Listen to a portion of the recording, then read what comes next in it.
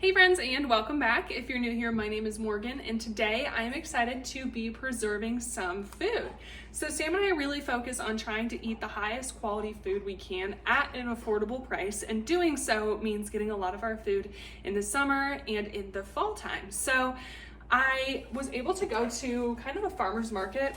We don't have a ton of farmers markets here, but what we do have nearby is actually a truck that just comes by with a lot of local produce from Wyoming and also Colorado. So we were able to meet up with them today and pick up a huge box of peaches. So these peaches are from Palisade, Colorado.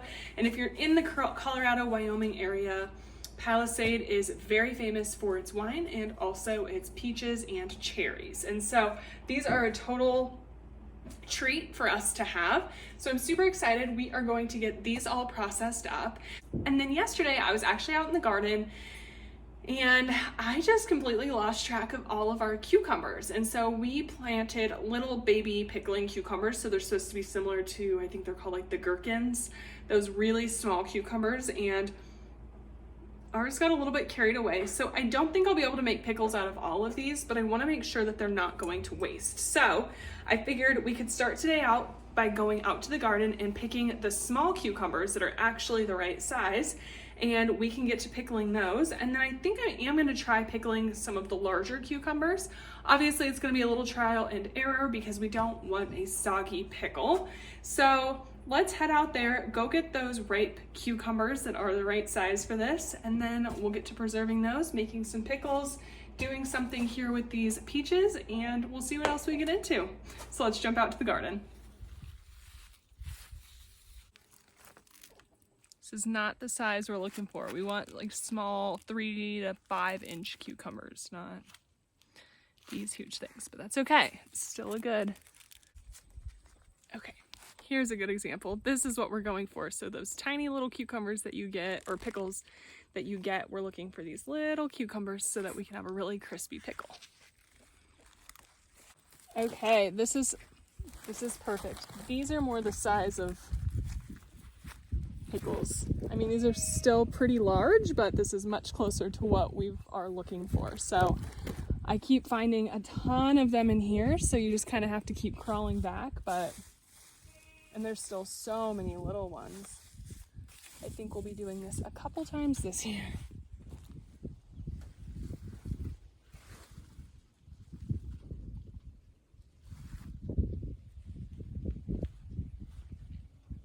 Okay, so I just harvested so many cucumbers. I was not expecting that many.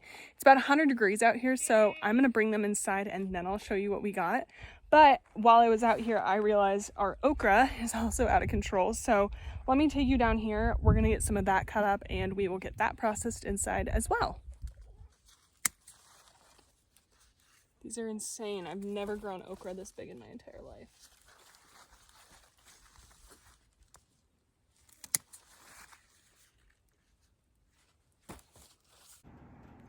Okay, so this is everything that we are dealing with today. So whenever I get a huge harvest like this, specifically of one thing, I like to start with a small win. So let's start with preserving the okra because that's super quick and super easy, and we'll get something under our belt. I just keep a freezer bag full of okra in, obviously, the freezer. And all that I do is I just cut up the okra into little rings like this. That way I find it super easy to put into like a gumbo or a soup. I really enjoy putting it in like a vegetable soup, and so I find that when I have it just cut up and put in the freezer, it's super easy for me to grab out of the freezer when I'm looking for vegetables to throw into a soup or a stew. So this is all that I do when it comes to preserving okra. And okra is weird. It's very, very slimy and sticky, but I love it in soups because you don't find that slimy stickiness.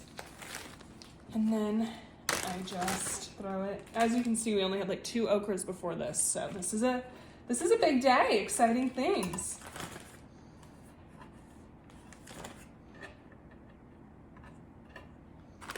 And then we'll finish all of these up and I will show you the end result.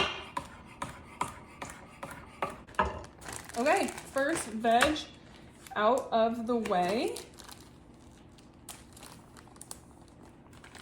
There's our okra. Then you just want to make sure, label it if you're not going to remember what it is. I typically don't have a problem with okra just because it looks so unique, but make sure you get all of the air out and then you'll stick it in the freezer. Okay, next thing we're going to preserve that's super easy is tomatoes. So you can see I've done 2 different piles of tomatoes. These are the more pristine tomatoes that came out really well. Obviously, if I'm going to use these right away, I will not freeze them. But because I have so many that aren't in great condition, I think we got a lot of this split because the moisture was inconsistent when we put in the watering system. Since we did that pretty late, I think it caused a lot of these to split. But it's really no problem. We'll still get through them.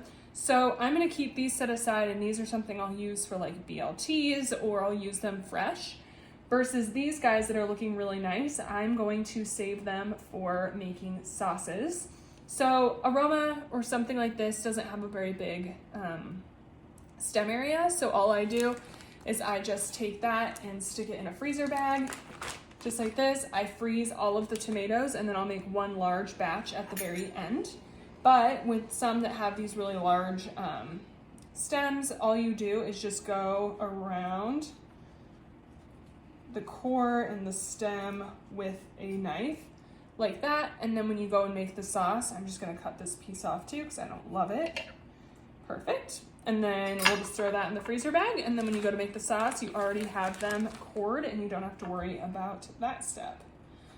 I find a lot of people also just chop the top off, but I think you waste a lot more tomatoes. So I prefer to just kind of scoop out the core like that and then cut off any pieces that I don't love, rather than,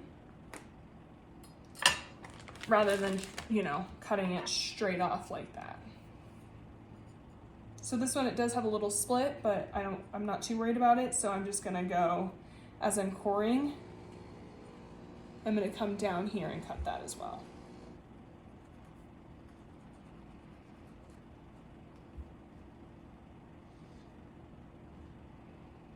Just like that. Then these will go in the freezer and I'll continue adding to them throughout the year. And then we'll make one large batch of pasta sauce or pizza sauce or tomatoes at the end. So these are just gonna go on my counter or in my fridge and we will get to eating them. Okay, so we are done getting the tomatoes and the okra processed. Super quick, super easy. That's why I like to start with those quick wins. Next, we're gonna jump into the peaches and the cucumbers. I think I'm just gonna eat the bell pepper raw, but I also have some of these sugar snap peas and they are looking so good, so big. So I think I'm gonna have a quick little sugar snap pea snack and then we will get to finishing up on the cucumbers and peaches. So good. So crunchy, so sweet. So good.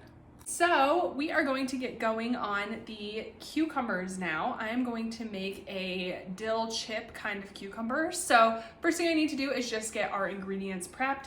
For that, I'm gonna get our dill washed and our garlic ready. And then I'm gonna be heating up some jars on the stove in order to get those sterilized. We will be using water bath method for the pickles because there is so much vinegar going into them.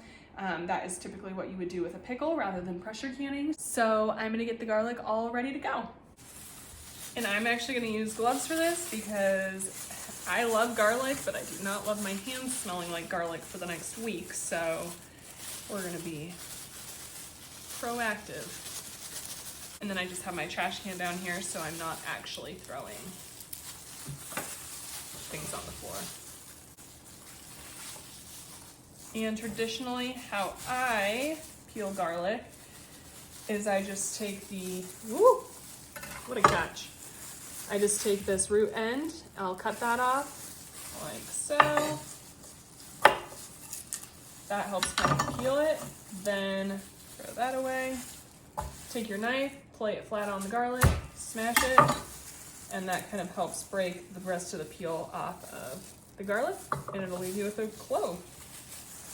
So I know a lot of people like to use like that silicone rolling paper thing, and I would say whatever works best for you, do it. I just have a pretty small kitchen, and so the less utensils or less things I have, kind of the better. All right, there's all of the garlic. And then the next thing we need to do is get our jars sterilized. So what I'm going to do is fill up this big pot with water.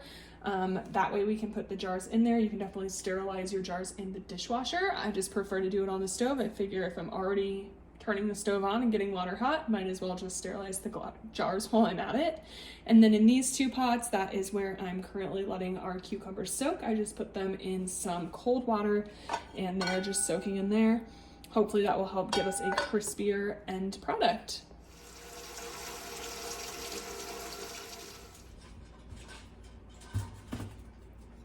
So in here I just have empty jars and I have water on top of them. They're totally submerged. I'm gonna put the lid on and we are going to let these come to a very soft boil in order to sterilize them. Now let's jump over and start getting our cucumbers ready. So all we're doing is just cutting a little bit off of, about 1/8 of an inch off of the blossom end, like that. And right now for this batch, I'm only gonna do small ones, and then we'll do the larger ones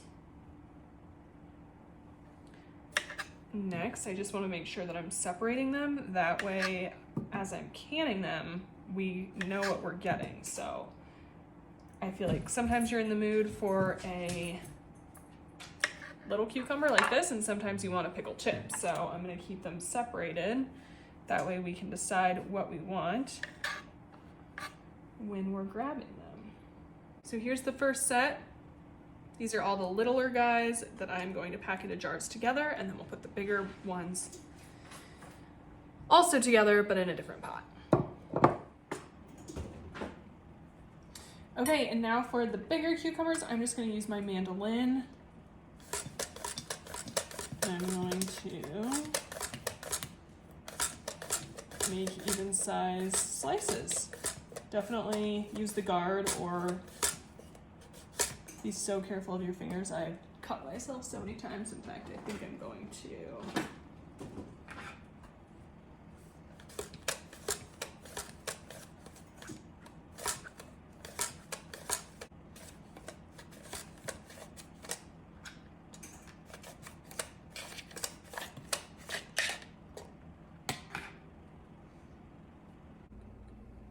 All right, so we're probably gonna have to double or triple this, but now we're gonna make the brine. So with this brine, we're gonna do 4 cups of vinegar. So there's 2.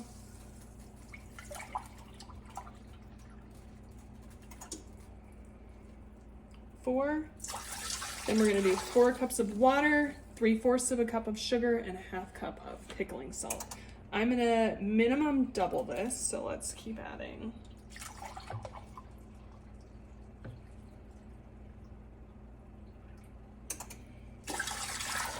Six cups.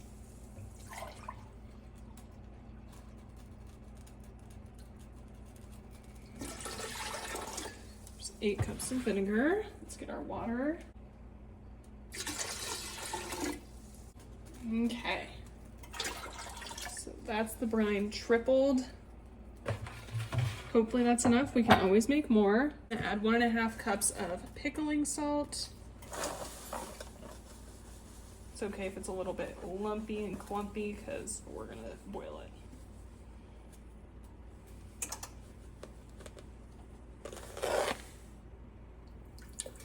One, 2,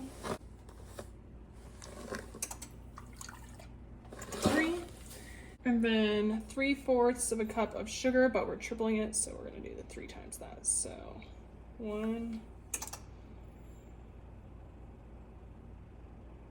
2, 2, and 3. Now we're just going to bring this up to a boil. If you want to add pickling salts, now would be the time, or pickling spices, now would be the time to do that. I don't love the flavor of pickling spices, so I am going to elect to not do that.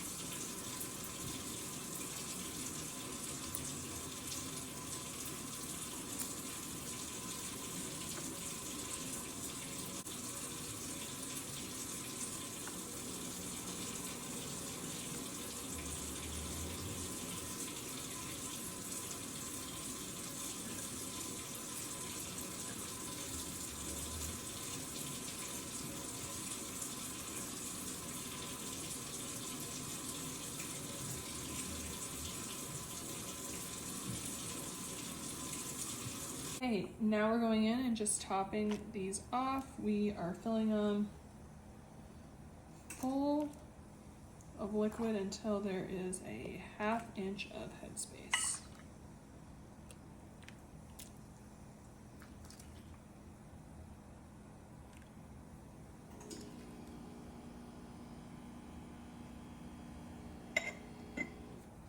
So fill it, and you'll run this along the edges, get any air bubbles out.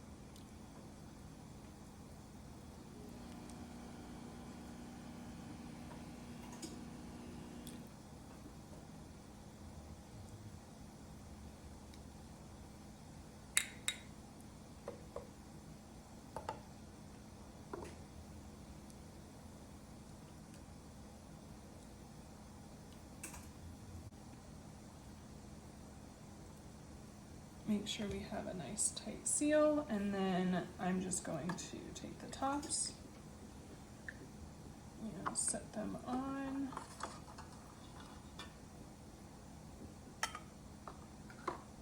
I just had these lids soaking in warm water just to help loosen the rubber that creates the seal. And then you're just going to put your bands on. And you only want to tighten these to fingertip tightness.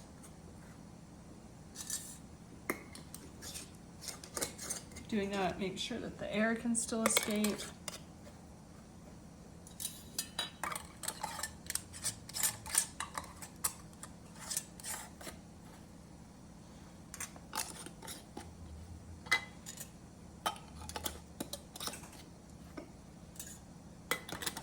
Okay, and then we are going to get these in. I'm going to process these for 20 minutes because I am at high elevation. So I'll get these in and then we'll show you the after product.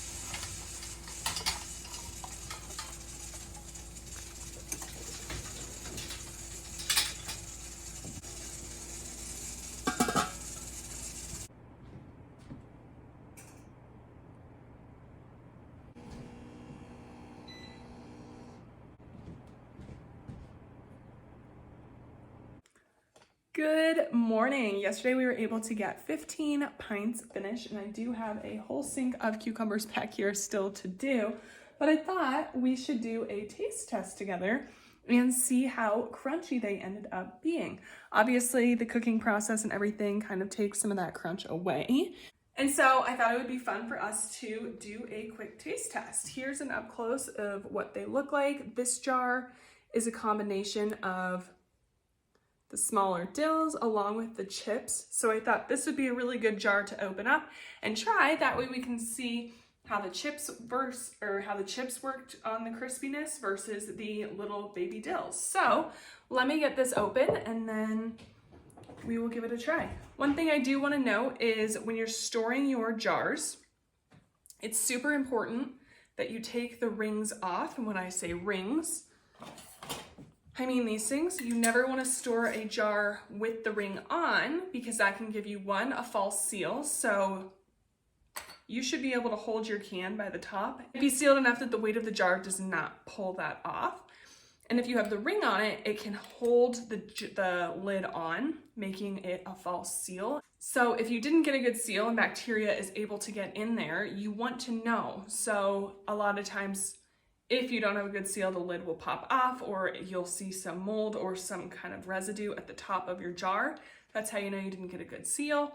The other reason is when we canned it, obviously there was water.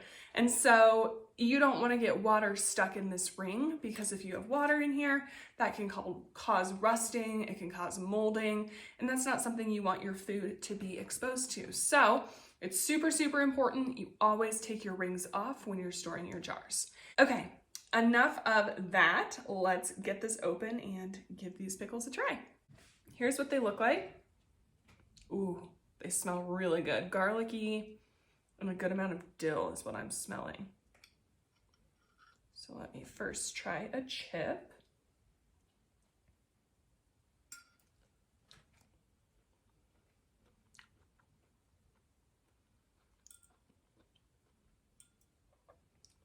Very good. I wouldn't say it's as crispy as like something you would get at the store. That's very good though. Wow, that flavor, that brine with the garlic and the dill, phenomenal. Okay, then I just broke off a piece of the dill. Can you hear that crunch? We nailed it.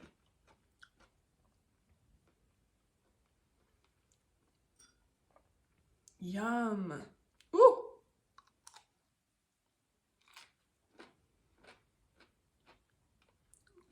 I really hope the camera's picking up that crunch because